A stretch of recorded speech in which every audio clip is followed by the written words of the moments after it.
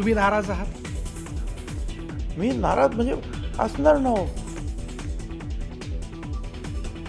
मराठा आरक्षण GR वरून भुजबळ नाराज, मंत्रिमंडळाला विश्वासात न घेता उपसमितीचा निर्णय.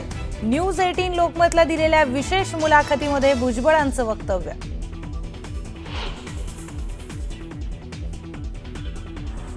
राधाकृष्ण विखे पाटलांकडून मनोज जरांगेंच्या तब्येतीची विचारपूस.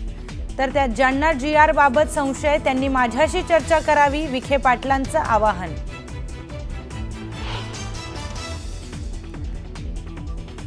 सरकारने काढलेला GR सगळ्यांना गंडवणारा, दोन्ही उपमुख्यमंत्र्यांनाही कळलं नाही, प्रकाश आंबेडकरांचा भाजपवर हल्लाबोल.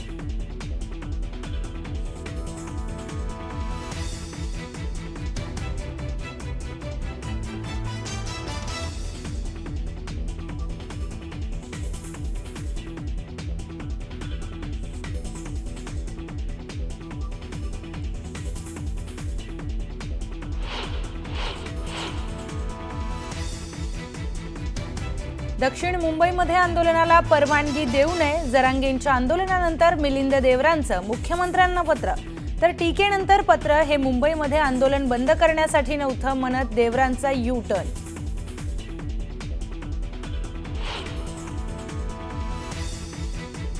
राज्यात 5 सप्टेंबरपर्यंत जोरदार पाऊस बरसणार. उत्तर महाराष्ट्रातील नंदुरबार, धुळे, नाशिकमध्ये पूरस्थितीचा अलर्ट, तर कोकणातही मुसळधार पावसाचा इशारा.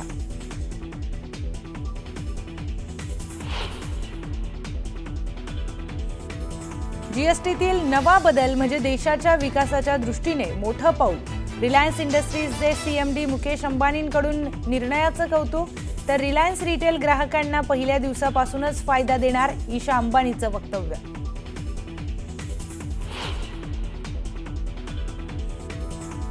यमुना नदीला आलेल्या पुरामुळे दिल्लीतल्या अनेक सखल भागामध्ये साचलं पाणी. तर पंजाबमध्ये आलेल्या महापुरात आतापर्यंत 43 जणांचा मृत्यू. तर हिमाचल कुल्लूमध्ये पुन्हा ढगफुटी.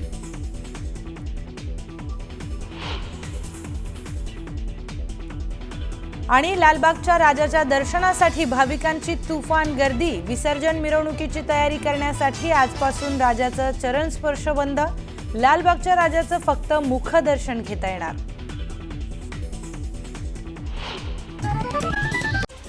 पुण्यातील श्रीमंत दगडूशेठ हलवाई गणपतीच्या दर्शनासाठी मोठी गर्दी उसळली आहे. राज्यभरातनं गणेश भक्त दगडूशेठ हलवाई गणपतीच्या दर्शनासाठी येत आहेत. लांबच लांब रांगा लागत आहेत. मुंबईच्या गिरगावात बोरभाट लेनमध्ये गिरगावचा विघ्नहर्ता या गणपतीची स्थापना करण्यात आली. तरुण मित्र मंडळाकडनं बाप्पाची स्थापना करण्यात आली. या मंडळाचं यंदा 39वं वर्ष आहे. अहिल्यानगरच्या आव्हाणे गावात गणेशोत्सवाचा उत्साह बघायला मिळतोय. आव्हाणे गावातील गणपतीला आडवा गणेश किंवा निद्रिस्त गणेश असं देखील म्हटलं जातं. हा गणपती शेतात नांगरणी करताना सापडला तेव्हापासून हा गणेश तसाच ठेवून गावकऱ्यांनी या ठिकाणी मंदिर बांधलं आणि बाप्पाच्या दर्शनासाठी भक्त इथे गर्दी करतात. जळगावच्या नेहरू चौक मित्रमंडळातर्फे राजस्थान येथील खाटूश्याम मंदिराची आरास साकारण्यात आली असून ही आरास पाहण्यासाठी भाविकांनी अलोट गर्दी केली. जळगावचा राजा म्हणून या मंडळाची ख्याती असून मंडळाचं यंदाचं 42वं वर्ष आहे. नागपूरच्या पॅन्थिऑन नगरीमध्ये नागरिकांकडून केदारनाथ मंदिराचा देखावा साकारण्यात आलाय. बाप्पाच्या दर्शनासाठी भक्तांनी गर्दी केली. मावळमधील शिळीम गावातील लहू धनवे यांनी घरगुती गणपती देखाव्यात वीर बाजी प्रभू देशपांडे, फुलाजी देशपांडे, रायाजी बांदल आणि शेकडो मावळ्यांच्या शौर्याला सलामी देण्यासाठी पावनखिंड गाथा शौर्याची हा देखावा साकारलाय. नवीन पिढीला आपला इतिहास समजावा यासाठी त्यांचा हा प्रयत्न आहे. मावळमधील देहरोड येथे राहणाऱ्या तुषार ठाकरे यांच्या घरी गणपती विराजमान झाला असून त्यांनी गणपतीच्या देखाव्यासाठी महाबळेश्वरच्या कृष्णाई मंदिराची हुबेहूब प्रतिकृती साकारली. अमरावती शहरातील गणपती मंडळाला भाजपच्या नेत्या नवनीत राणांनी भेट दिली. यावेळी त्यांनी एका गणपती मंडळात ढोलवादन सुद्धा केलं. येवला शहरात दरवर्षीप्रमाणे संत गजानन महाराज मित्रमंडळानं सजीव देखाव्याची परंपरा कायम ठेवली. यंदा या मंडळानं पौराणिक कथेवरती आधारित हिरण्यकश्यपू वधाचा सजीव देखावा सादर केलाय.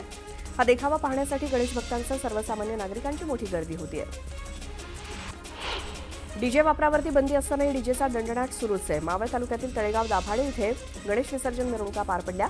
मात्र या मिरवणुकांमध्ये डीजेचा दणदणाट बघायला मिळाला. या दणदणाटापुढे पोलीस प्रशासन देखील हतबल झाल्याचं दिसून आलं.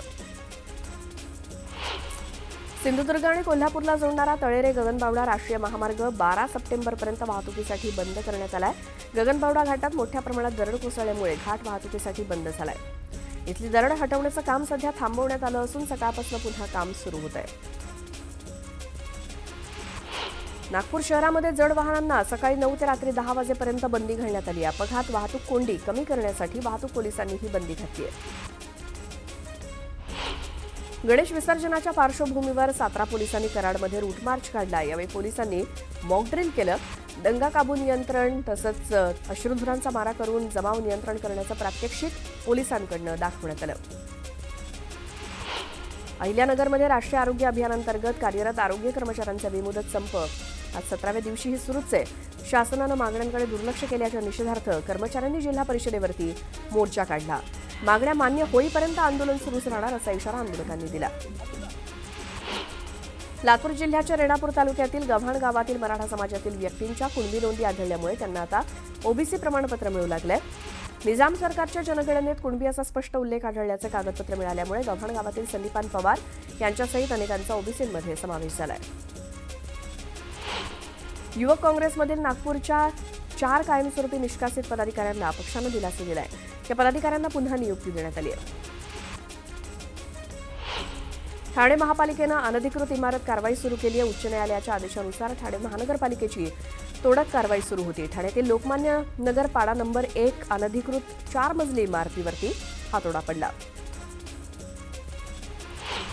गोंदिया जिल्ह्यात सुद्धा ईद ए मिलाद उत्साहात साजरी केली जाते. जिल्ह्यातील मुस्लिम बांधवांनी इस्लाम धर्माचे विविध पैलू दाखवणारे देखावे सादर केलेत.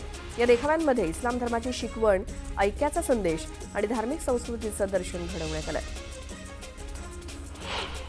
मुलुंड ते कळवा दरम्यान रेल्वेनं प्रवास करत असताना एका तरुणाचा तोल गेला आणि तो थेट विटावा खाडीत पडला. हा 19 वर्षीय तरुण कळव्यातील गोलाई नगरचा रहिवासी आहे. तरुणाचा शोध अद्याप सुरू आहे. जळगावातील पाळधीमध्ये अवैधरित्या गॅस भरणाऱ्यांवरती स्थानिक गुन्हे शाखेनं कारवाई केली. या कारवाईत 5 लाखांचा मुद्देमाल जप्त केला. या प्रकरणी दोघांविरोधात गुन्हाही दाखल करण्यात आलाय. लातूर जिल्ह्यातील चाकूर शेळगाव फाटा मार्गावरील तिरू नदीच्या पुलाखाली एका सुटकेसमध्ये महिलेचा मृतदेह आढळला. पत्नीची हत्या केल्याप्रकरणी पोलिसांनी तिच्या पतीसह त्याच्या 4 साथीदारांवरती गुन्हा दाखल केला असून त्यांना 5 दिवसांची पोलीस कोठडी सुनावली आहे. आईवरून शिवी दिल्यामुळे कोल्हापुरात मित्रानंच मित्राची हत्या केल्याचा प्रकार उघड झालाय. कोल्हापूरच्या हनुमाननगरमधली ही घटना आहे. हत्या केल्यानंतर आरोपीनं घराला आग लावली आणि पोलिसांनी या प्रकरणी चंद्रकांत शेळके या 73 वर्षीय व्यक्तीला अटक केली आहे.